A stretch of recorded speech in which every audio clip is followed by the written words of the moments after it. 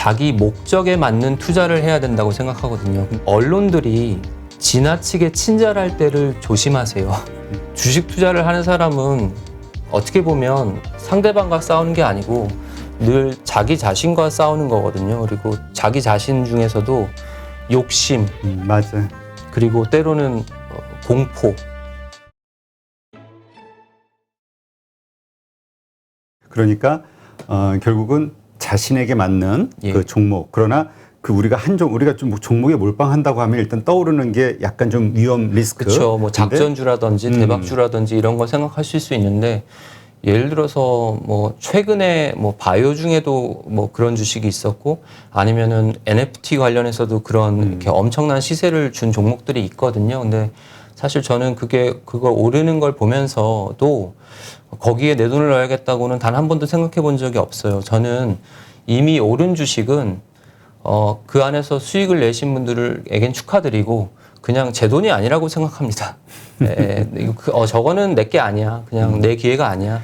근데 예. 지금 많은 분들 보면 투자법이 오르는 거예요. 추세매매라고 하잖아요. 예. 오르는 말에 올라타야 된다. 예. 그래서 그렇게 해야 수익률이 커지고 또 신고가 나오는 종목들에 올라가야 더 올라가는 상승목을 먹는다. 이렇게 생각하는 분도 많거든요. 근데 추세 매매를 하려고 하면 그 변하는 세상과 시세에 엄청나게 기민하게 대응을 해야 되거든요.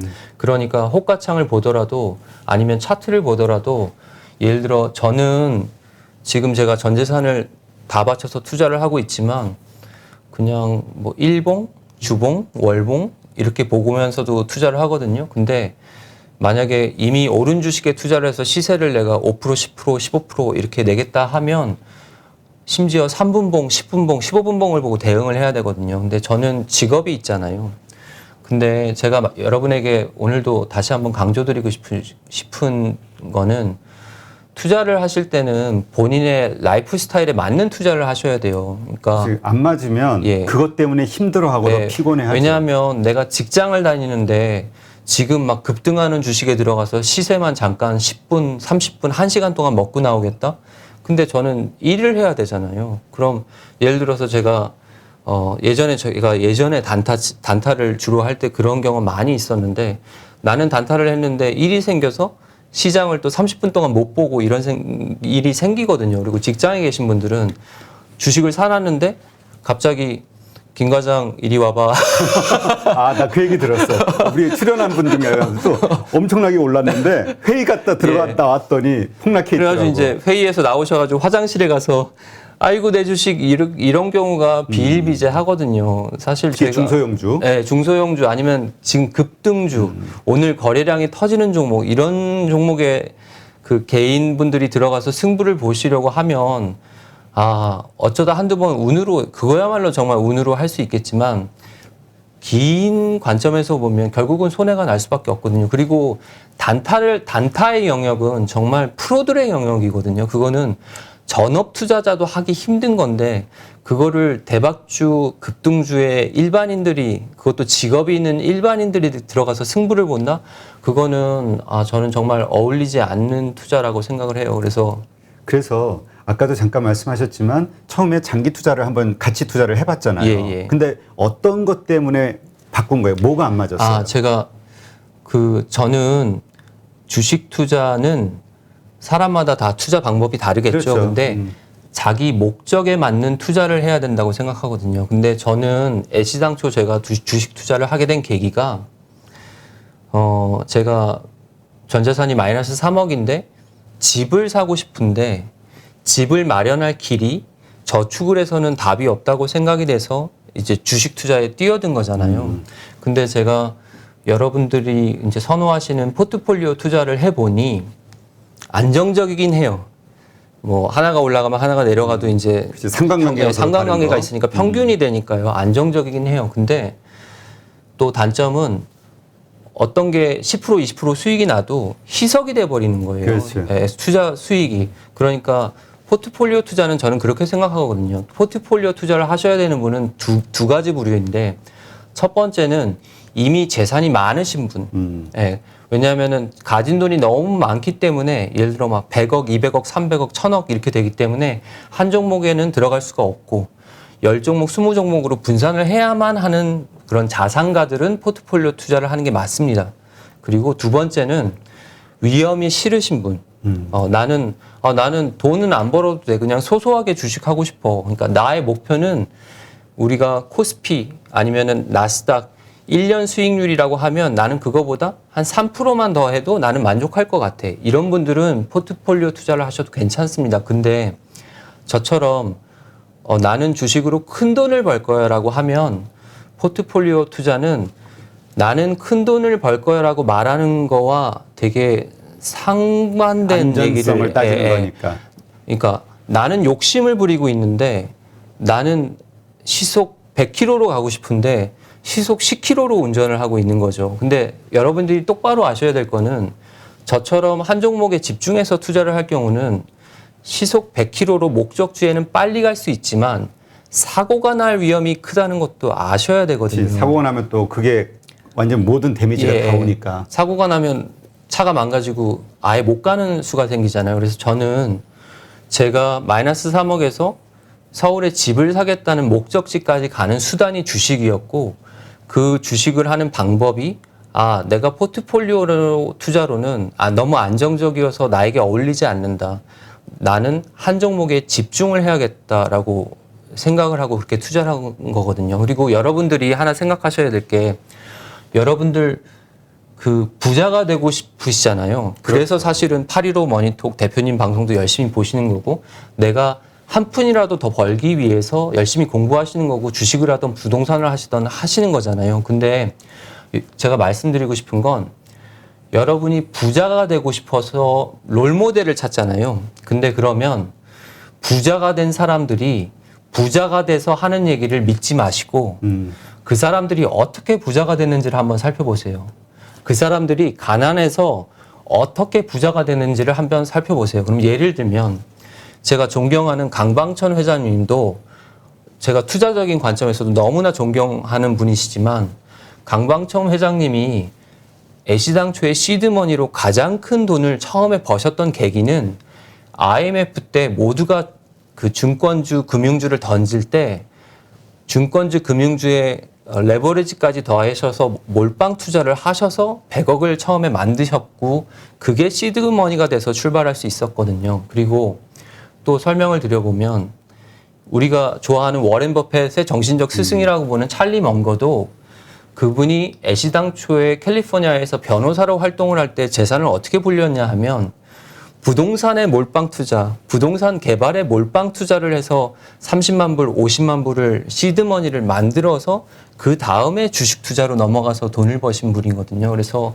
제가 말씀드리고 싶은 건 이거예요. 어떻게 보면 돈을 벌고 싶으면 처음에는 어떤 계기든 간에 돈을 크게 버는 계기가 필요하거든요. 근데 야, 몰빵 위험해. 맞습니다. 몰빵 위험합니다. 근데 우리가 소소하게 시장 수익률보다 상회하겠다 그러면 포트폴리오 투자가 맞고 나는 그래도 주식 투자로 큰 돈을 벌겠다 하면 어느 정도의 리스크는 감당하면서 집중 투자가 초창기엔 필요하거든요. 그래서 뭐가 옳다 그르다는 없어요. 하지만 제가 목적에 맞는 투자라고 말씀을 드렸는데 여러분들이 예를 들어 나는 단기간에 그래도 시장 수익률이 아니라 조금 큰 돈을 벌고 싶다고 생각하시면 포트폴리오를 투자를 하지 말란 얘기가 아니라 예를 들어 워렌 버핏도 예전에 포트폴리오의 애플 비중이 47%였던 적이 있거든요.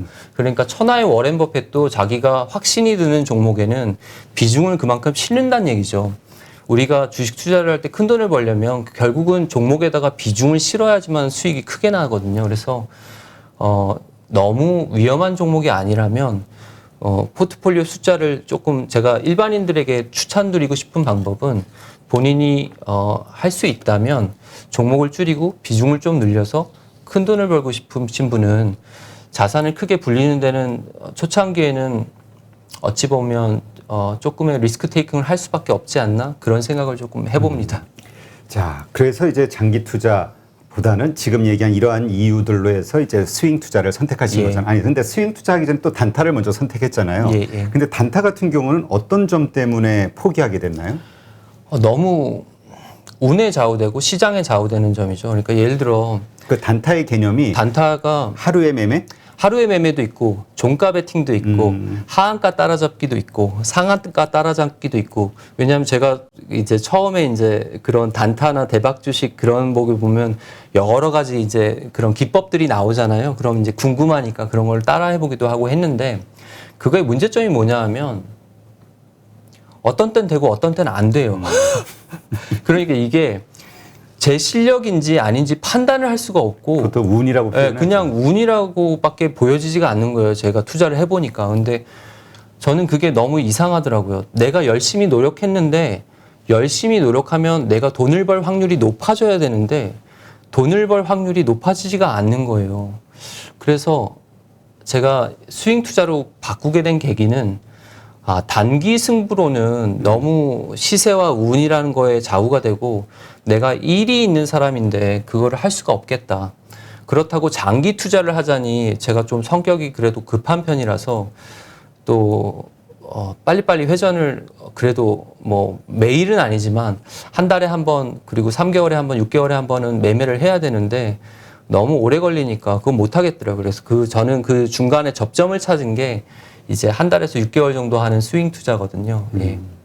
그러니까 스윙이니까 이제 결국은 이제 매도 시점이 있을 거 아니에요. 예, 맞습니다. 매도 시점을 따지기 전에 아까 얘기하신 대로 그 기업의 가치, 그래서 뭐 PER이 됐든 PBR이 됐든 여러 가지 보시겠죠. 근데 그러한 종목은 코스피 200에 다 들어있는 거고, 그 가운데서 하나를 선택할 때는 그거 외에 선택하는 기준이 가장 큰 게 있잖아요. 그게 뭘까요?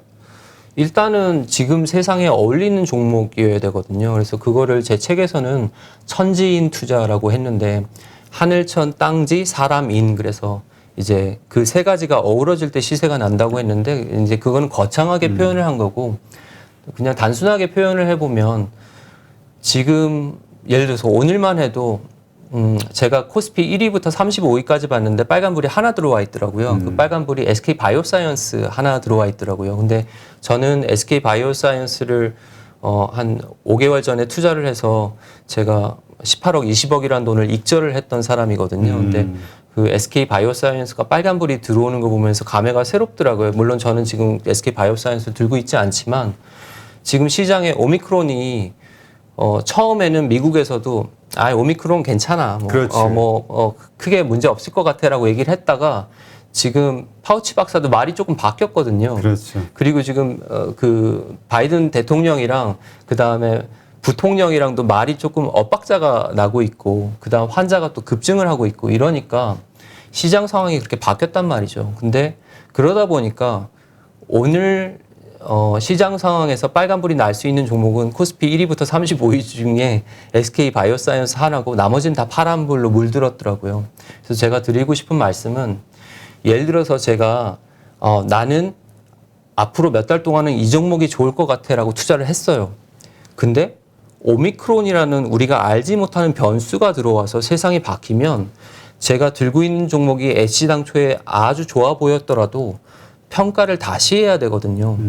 근데 우리 개인 투자자들이 하는 가장 흔한 오류가 그거거든요. 예를 들어 한 가지 이유 혹은 두 가지 이유로 그 종목이 좋아서 투자를 시작을 했는데 상황이 바뀌었는데 계속 그 관점을 유지를 하시는 거예요. 근데 그게 때로는 먹히지만 시장 상황이 바뀌었으면 그 바뀐 시장 상황에서 내가 들고 있는 종목이 지금 그 시장과 어우러지는지, 혹시 내가 애시당초에 판단했던 그 판단이 어떤 요인, 정치, 사회, 문화적 요인으로 바뀔 여지는 없었는지 다시 한번 평가해 봐야 되거든요. 근데 그 평가를 하지 않으면 애시당초에 아무리 좋은 이유로 투자를 했더라도 세상이 바뀌어버리면, 시장 상황이 바뀌어버리면 내가 가진 종목이 지금 상황에 어울리지 않을 수도 있거든요.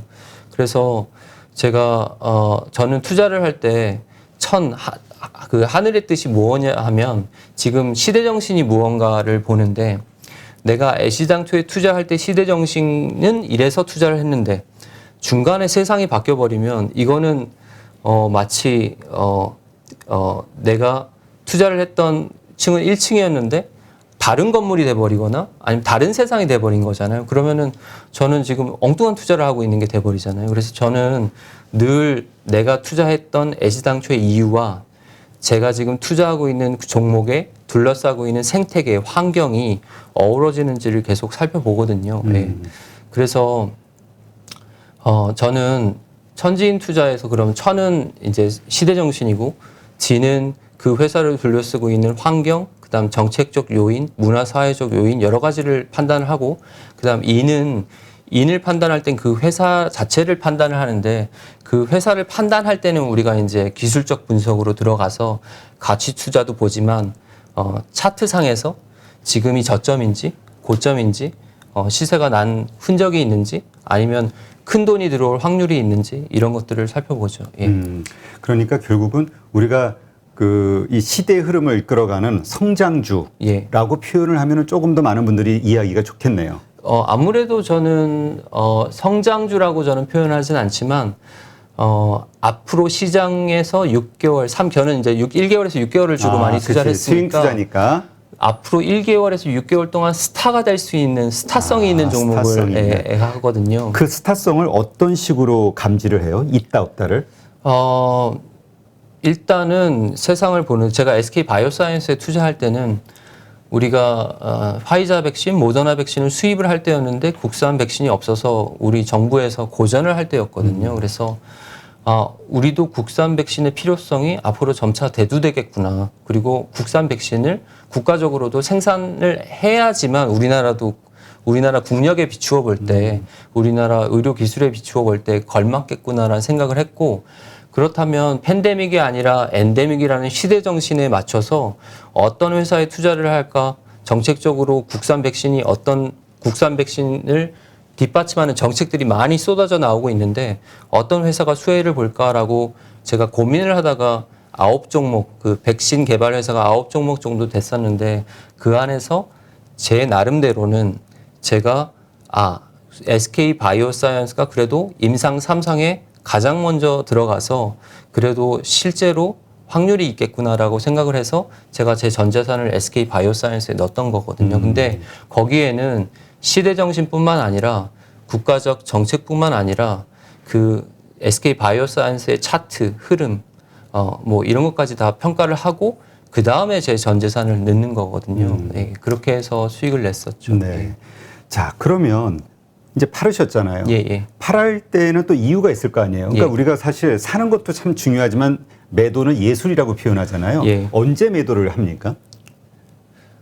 제가 오늘 퇴근 시간에 오다가 음악을 듣다가 보니까 요새 쇼미더머니라는 프로그램이 유명한데 거기에 베이직이라는 가수가 부른 만남은 쉽고 이별은 어려워라는 노래가 있거든요. 근데 저는 주식쟁이라 그런지 그 노래가 어떻게 들리냐면 매수는 쉽고 매도는 어려워라고 들려요. 맞아요. 이거 참 올라도 팔기 어렵고 예. 떨어지면 더 어렵고. 예, 그래서 저는 아직도 매도가 늘 어렵고 지금도 늘 고민이거든요. 그래서 사실은 우리가 매수하는 건 쉽잖아요. 그냥 매수 버튼 누르면 되거든요. 근데 매도가 왜 어렵냐 하면 싸게 팔면 싸게 팔았다고 후회, 손절했다가 올라가면 손절해서 후회, 또 비싸게 팔려고 기다렸다가 다시 떨어지면 후회. 그러니까 이거는 내가 뭘 해도 후회가 남을 확률이 많은 거예요. 맞아요. 그래서 매도가 어렵거든요. 그래서 솔직히 말씀드리면 저도 매도 잘 못하는 편이고 더군다나 저는 한 종목에 투자하기 때문에 알게 모르게 그 종목에 대해서 애착을 갖게 되거든요. 그렇죠. 왜냐하면은 여러 종목을 갖고 있으면 막 이 종목, 여 종목 여러분들은 우리가 연애라고 치면 주식을 연애라고 치면 연애를 여러 사람이랑 하고 있는 거잖아요. 그럴 때는 한 명 정도 이렇게 빠져도 위안이 돼. 네, 이렇게 크게 타격이 없지만 심리적으로 저 같은 경우는 한 종목에 1개월에서 6개월 투자를 하고 그 종목에 대해서 정말 막 공부를 하다 보면 마치 제가 그 회사의 사장이 된 느낌이 들거든요. 마치 대표가 된 느낌이. 그래서 가끔 어떤 때는 제가 놀랄 때도 있는 게 그 회사 IR 담당자도 아닌데 막 그 회사 홍보를 하고 다닐 때가 있어요. 근데 그런 정도로 그 회사에 대해서 애착을 갖거든요. 그래서 매도는 늘 어렵고 저도 지금 주식을 한 5년 동안 그래도 저는 한 번에 한 종목씩만 하기 때문에 그래도 1년에 한 5종목? 그 정도 투자하는데 그렇게 해도 5년이면 한 20종목, 30종목 정도 되잖아요. 근데 아직도 그 회사 이렇게 주가를 보거나 그 회사 광고를 보거나 하면 아직도 마음이 약간 마치 옛날 연인을 만나는 것 같은 그런 기분이 들거든요. 근데 그래서 매도는 그럼 어떻게 해야 되냐. 그래서 매도는 일단 두 가지인데 하나는 익절이 있고 손절이 있겠죠. 그렇죠. 그래서 먼저 익절에 대해서 말씀을 드리면 저는 올해 3월달, 4월달에 제가 휠라홀딩스라는 종목을 투자를 하면서 제가 4만 원 이런 구간에 들어가서 4만 원, 5만 원 구간에 들어가서 5만 원대 후반에서 이제 익절을 하고 나왔거든요. 근데 이게 우연인지 제 실력인지 뭔지 모르지만 제가 익절한 이후에 가슴 아프게도 저는 아직도 그 종목을 보면 너무 좋은 회사인데 그렇게 시세가 떨어진 게 그 종목에 투자하신 개미분들이 많이 있을 거 아니에요. 그렇기 때문에 좀 가슴이 아픈데 오늘 주가 보니까 32,500원인가 됐더라고요. 많이 떨어졌네. 그러면 저는 5만 원대 후반에서 팔았는데 이건 뭐 거의 뭐 40%가 떨어진 거잖아요. 근데 제가 그러면은 저는 5만 8천 원에 팔 때 어떤 기준으로 그 종목을 5만 5천 원인가 팔 때 어떤 기준으로 매매를 했냐 하면 애시당초에 제가 투자를 했던 이유가 그 휠라홀딩스라는 종목은 미국에 있는 아쿠시네트라는 골프 회사를 가지고 있기 때문에 비록 팬데믹이지만 우리가 생각하는 것보다 실적이 좋게 나올 수밖에 없다고 생각했거든요. 그리고 제가 그때 투자를 할 때도 제 드라이버를 사려고 하다가 그 드라이버가 2달 동안 품절이어서 휠라께 타이틀리스트라는 골프채가 품절이어서 기다려야 된다는 얘기를 듣고 제가 그 종목을 산 게 아니지만 그 종목을 공부를 하게 됐고 그래서 이제 어찌됐든 그거를 계기로 해서 제가 그 종목에 관심을 갖게 됐거든요. 그러니까 타이틀리스트가 휠라 거는 아니지만 그러한 분위기가 아니요. 휠라에서 아쿠시네트를 가지고 있고 아쿠시네트가 타이틀리스트를 가지고 있기 때문에 그래요. 예, 휠라가 타이틀리스트를 소유하고 있죠. 그래서 저는 제가 전화를 했을 때 골프채 2달 기다려야 돼요. 요즘 인기라서 없어요라는 얘기를 듣고 내가 생각하는 것보다 휠라의 다음 분기 실적이 더 좋을 수도 있겠구나라는 힌트를 가지고 이제 접근을 했거든요.